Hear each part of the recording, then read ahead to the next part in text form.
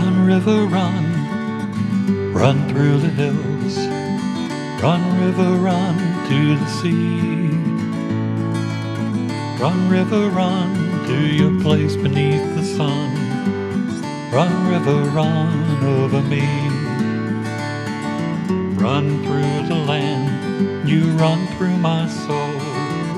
Bring me wisdom and peace. Run through all ages. Welcome to Be My Guest today. This is Jan Lewis, and we have from Sudbury, we have a local author. His name is Steve Ulfelder. Steve, welcome. Hello, Jan. And Thanks Steve for having has me on. 4 books. Now, 4. He had sent me 3. He has actually 4. If it's not a trilogy, what makes the 4th one? Series? Let's call it a series. The series. First one, Purgatory Chasm. A lot of people are living out here. Sutton, Purgatory Chasm. That's the first one. The second one, The Whole Lie. How about that? The next one, Shotgun Lullaby. This guy's been busy. Wolverine Brothers Freight and Storage. Now, this is a lot to talk about.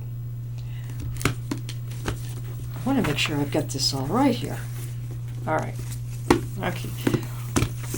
What made you start writing? When did you start? Well, I have wanted to be a professional author since I was 8 years old, basically, since I read my first Hardy Boys book. It was as simple as that for me. And not only did I want to be an author, I wanted to write not just mysteries, but a mystery series. Yeah. The Hardy Boys books, as they do for so many young boys especially, just made me want to do that. Yeah. And it was the only thing I ever wanted to do. I was an English major in college, and I had a series of journalism jobs. But all the time there was this idea in my head that what I really want to be doing is writing a mystery series. Did your teachers pick up on this? My teachers told me I had a little talent for writing, and it seemed to be the only thing I had any talent for. Did you illustrate them too? No, I have no talent. I cannot draw a straight line. Yeah. All I can do is write when I'm lucky. So you what college did you go to? Ohio Wesleyan University, Wesleyan. out in central Ohio. And yet you were from New England. Yeah, that's correct. Why did you go out to Ohio? You know, I wish I could remember, but it seemed like a good idea at the time. Oh, yeah, I know. I chose a college. There were 3 I applied to. I chose the furthest away, which I should not have done. I was so homesick, but it just looked so Ivy League. I thought it was so cool, and I got there and found out how uncool it is to be homesick.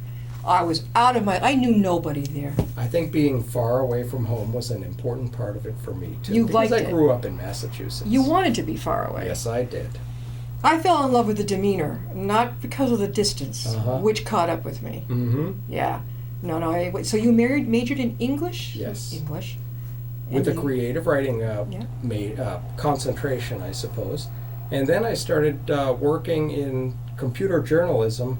Why? Because that was the first job I got. Yeah. That was the first person who answered my resume. And for 20 years almost, I worked for a series of magazines right in the Metro West area. Computer World magazine, CIO magazine. Here or in Ohio? No, right here. Right here. They're all centered in Framingham and Westboro, Southboro, that area.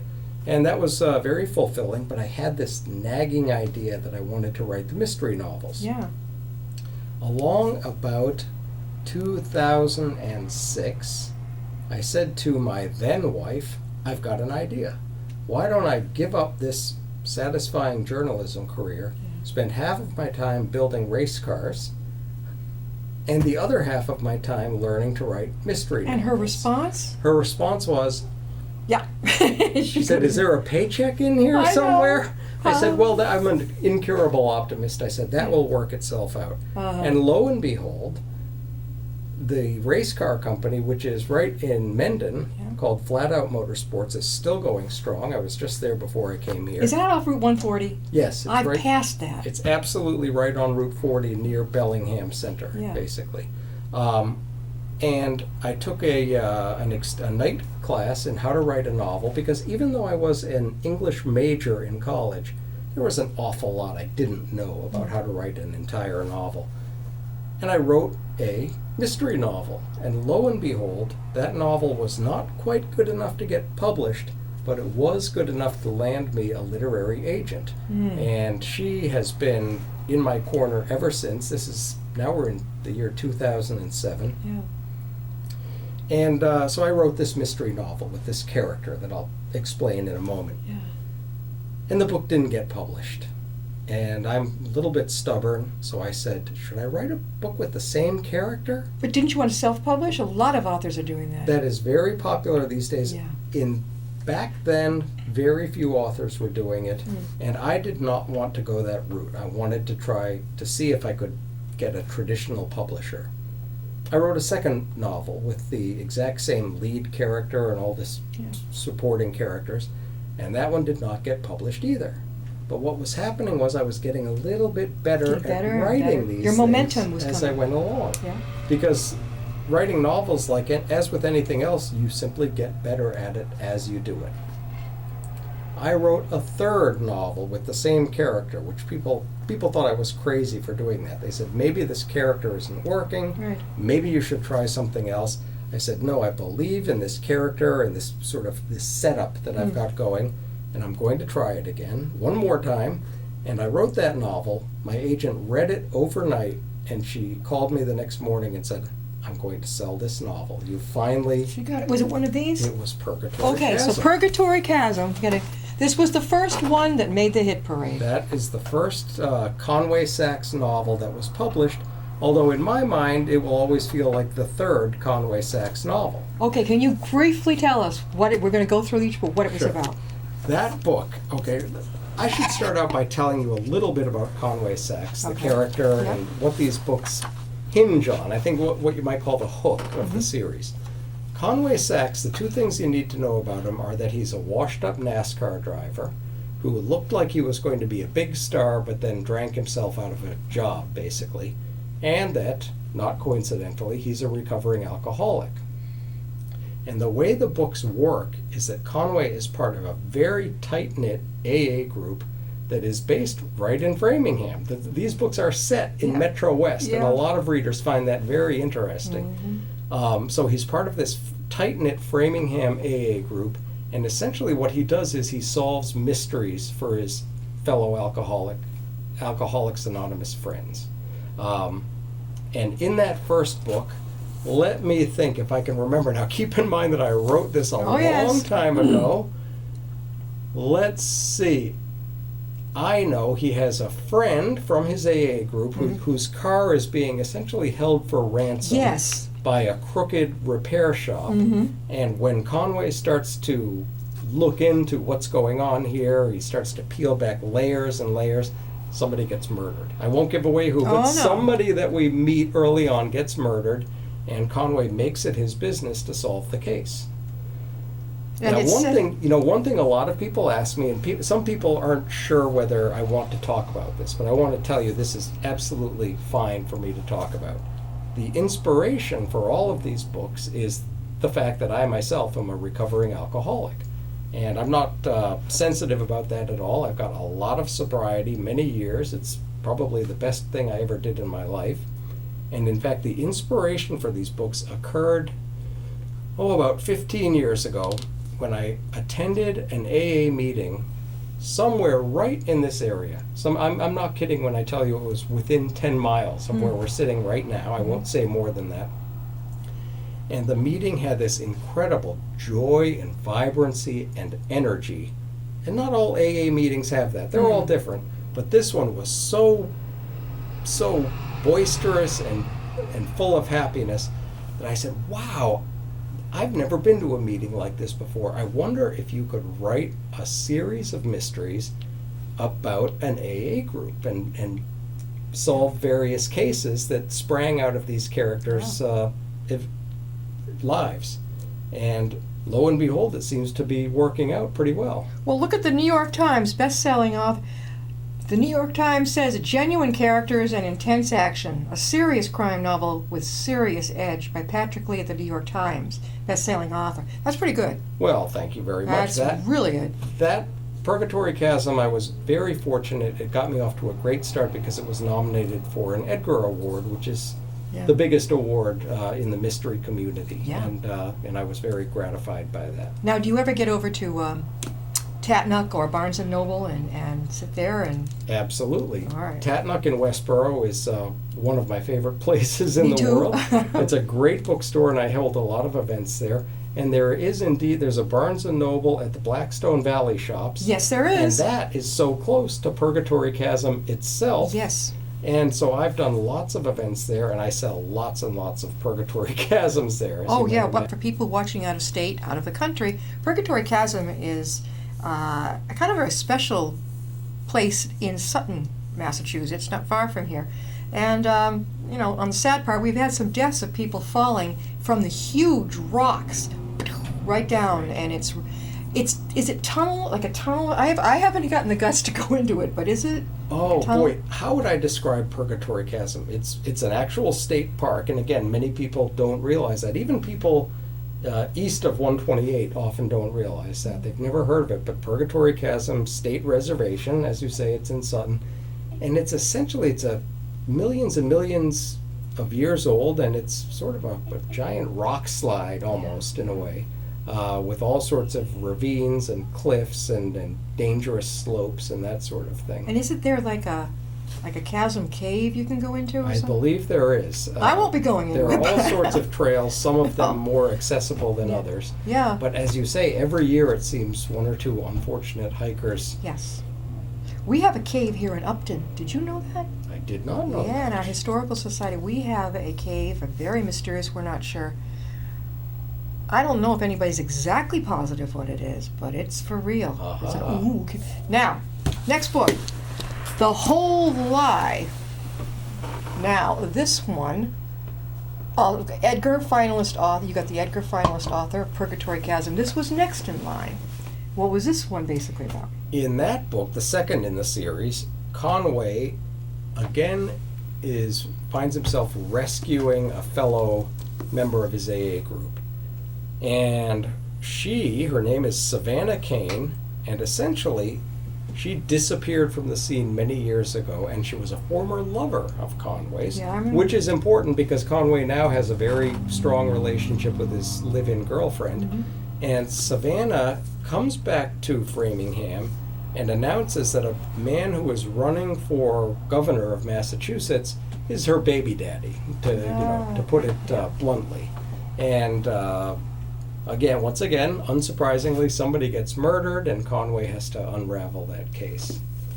Now, when was this written? You That remember? one was written, I'm going to say 2009. That one would have been written in about 2010 or maybe 11. It came out in 2012. Oh yeah, 2012. Yeah. Yeah. Yep. Did you choose the covers, or did your agents cut The publisher chooses the covers. Yeah. I get a little bit of input, but not a lot. But I've always been very pleased at the covers. I loved of the the Purgatory books. Chasm one. That one To is me, that really, oh god. It's moody, isn't it? Yeah. It's got the right mood. That's very Definitely. evocative. It's Yeah. you know, it's out here in this part of New England. It's a lot of forest, Yes. and it's like you're going down this dark road, and I've seen like the sunset coming on the end. This one, you know what this one always reminds me of? This feels like driving west on Route 2 into the darkness. Yeah. Does that ring a bell? You know what I mean? yeah, the way up there. Yeah. Isn't that it goes up in the Leominster area? Yeah, exactly. All right, so we got The Whole Lie.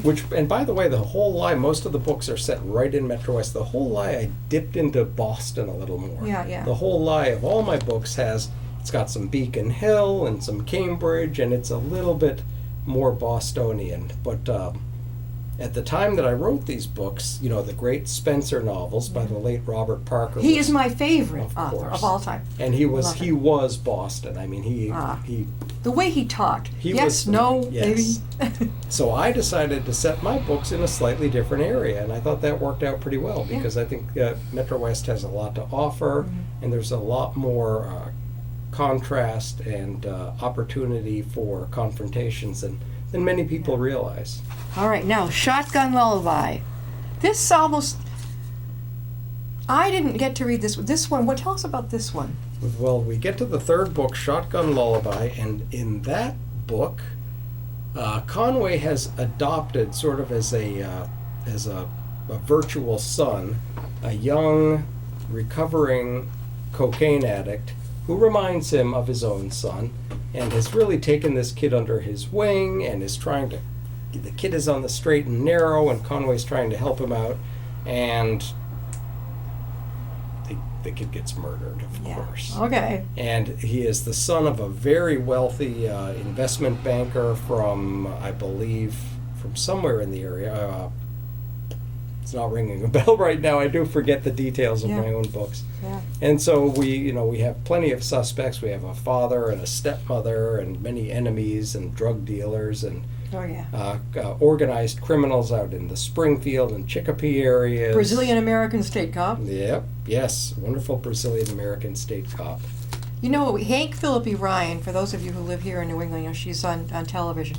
She made the statement right on the cover, gritty, intense, completely original.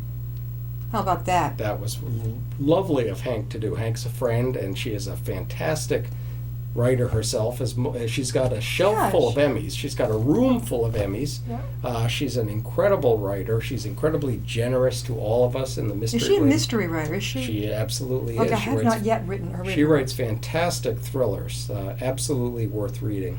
Publishers Weekly gave you the excellent. Readers will want to see more of Ulfelder's tough but vulnerable lead. That's That's how I would describe this. It's got a toughness but human vulnerability to it. Well, thank you. I like to think that Conway's got some heart. Now, Wolverine. Now, this one was probably the most unusual title.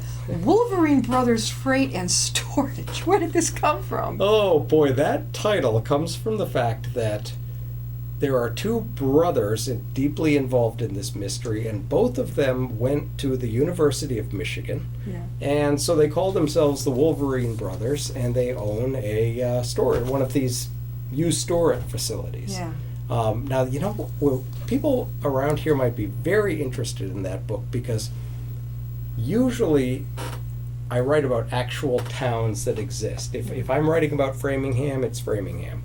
If I'm writing about Worcester, it's Worcester. But I actually invented a town, and I called it Briar. Mm-hmm. And Briar is actually, in my mind's eye, it's if you took parts of Upton, including Upton State Forest, and a little bit of Hopkinton, and the southern part of Westboro, and you sort of mashed all this up together, that is Briar. So it's not overstating it to say that parts of that book are set right in Upton. And I enjoyed writing that town so much that the novel that I just completed, which is not in this series, I stuck with Briar. That's my new favorite imaginary town. And this, we were just talking about the author. I just borrowed a book from the library, Robert Parker. Book list talks about you as this action-packed story moves lightning fast, and Sachs makes an appealingly damaged protagonist. Dennis Lehane and Robert B. Parker fans will enjoy Ulfelder. Well, there you go. Well said. I can't ask for much higher praise than that. And this cover is also attracts my attention. Again, we're in the dark. Darkness. This is the mystery quality to me. I love the way those two. Now, we have something else, a treat for you. He is in the process of, am I correct, writing a new type of book. And what is this? I just wrote a young adult novel, something completely outside my series, and I'll tell you why I wrote it. In addition to co-owning Flat Out Motorsports, a company that builds race cars, I myself am an amateur sports car racer, and of course that's why my hero in my novels is a former NASCAR guy. Racing. Do you like modifieds or the real deal, the real NASCAR cars? Well, funny you asked that. Well, a lot of people would say modifieds are the real deal. Yeah, I know. No, but I get it. Yeah. Conway actually drove in what was then the Busch series, what is now the Xfinity series, and he would have driven, right up to the top and been the next big star in what was then Winston Cup, if it weren't for his drinking problem.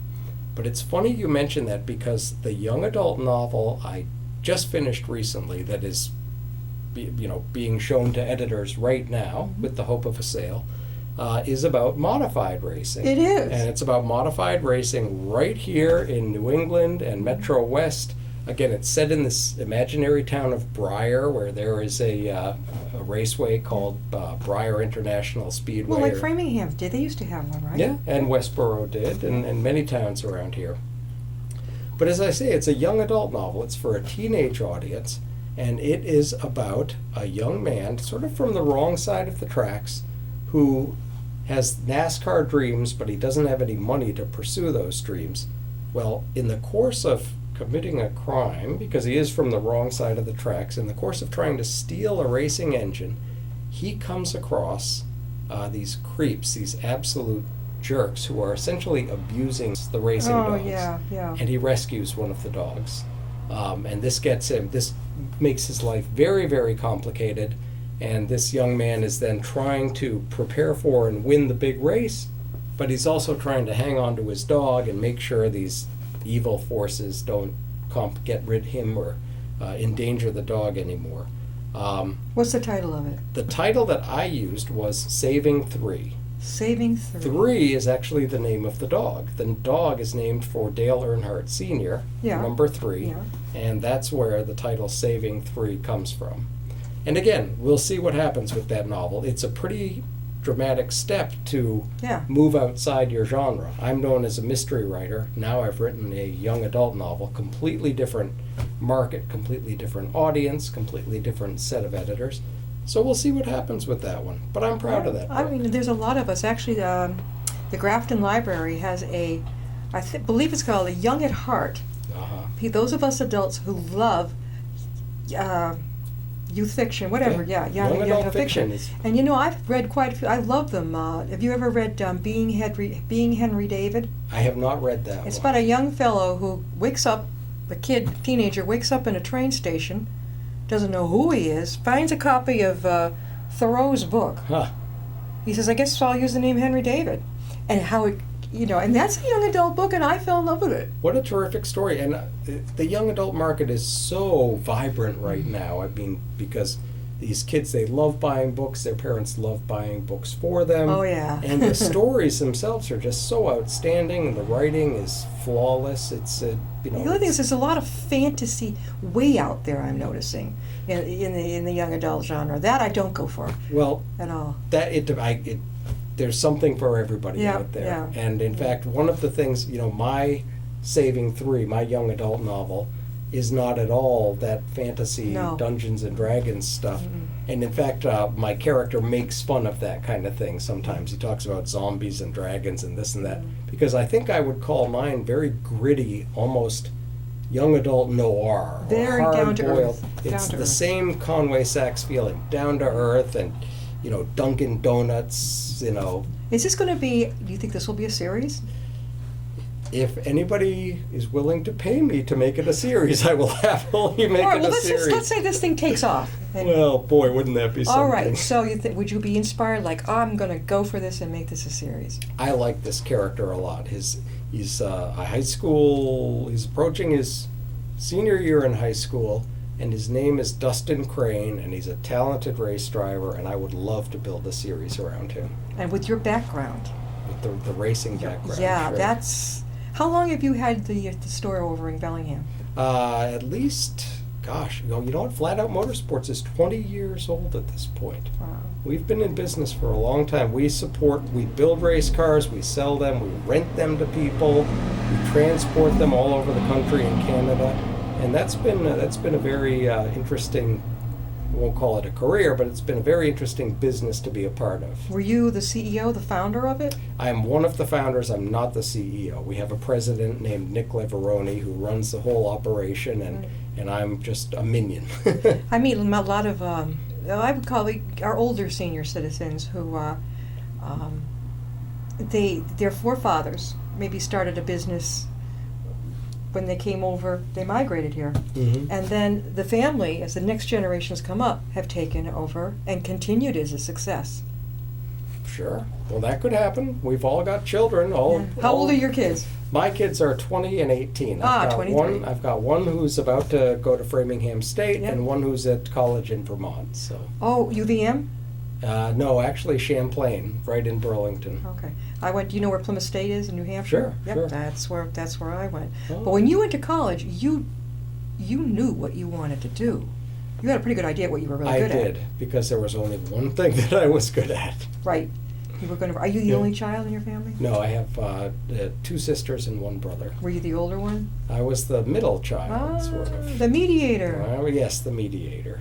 And you did, but you knew. And it's interesting. You had an idea. You knew what you wanted to do. Yeah, it's funny. It was really the only thing that ever interested me, and I've done lots of other things and made my living in various ways. And again, the whole journalism thing was very satisfying for a long time.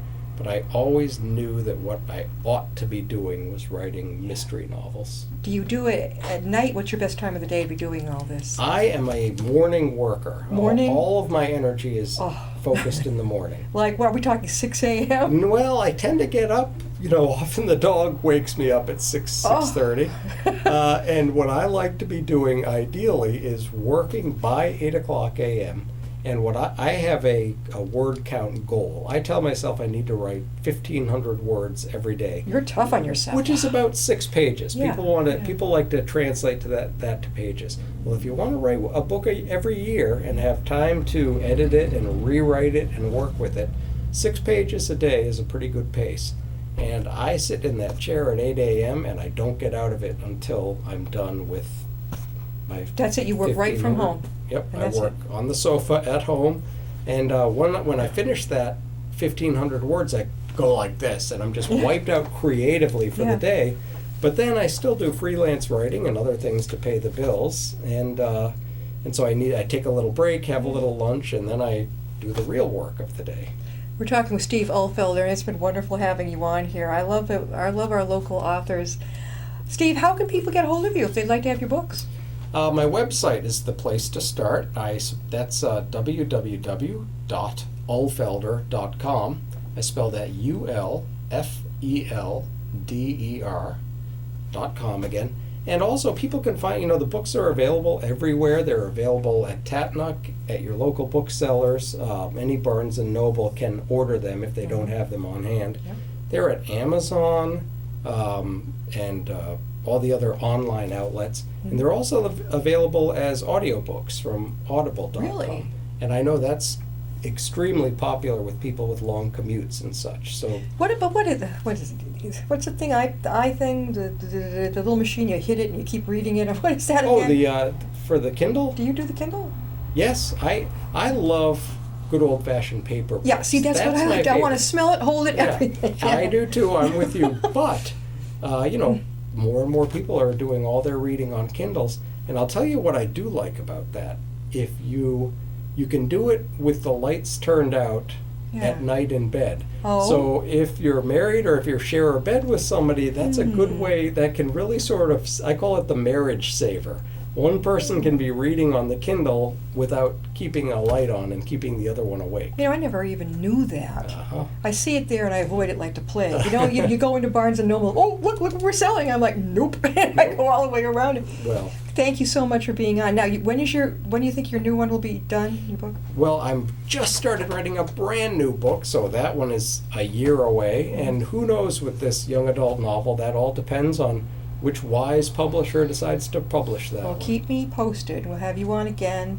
There's a lot of places you can do, presentations. I think it'd be great to, get yourself really out Yes, there a lot. I love speaking at libraries. I love speaking to book groups. I am always happy to do that sort of thing. Steve, thanks for being on the show. What a pleasure. Thank you, Jen. See you next time and be my guest.